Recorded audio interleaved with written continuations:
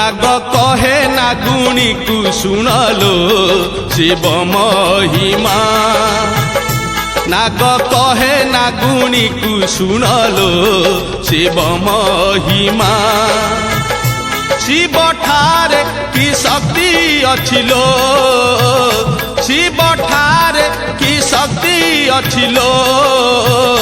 ध्यान करुछंती विष्णु ध्यान करुछंती ब्रह्मा ध्यान करुछंती विष्णु ध्यान करुछंती ब्रह्मा सुनलो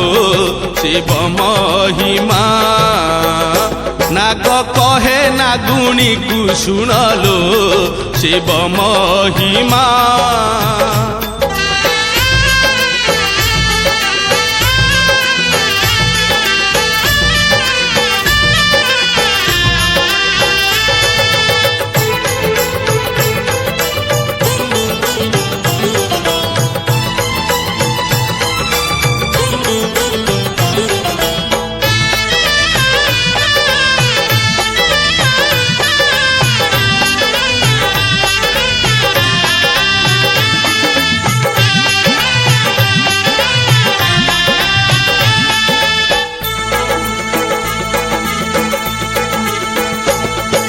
शिव रूपरे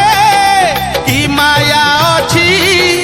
जटारे आसी रहिले गंगा रहिले सरग शशि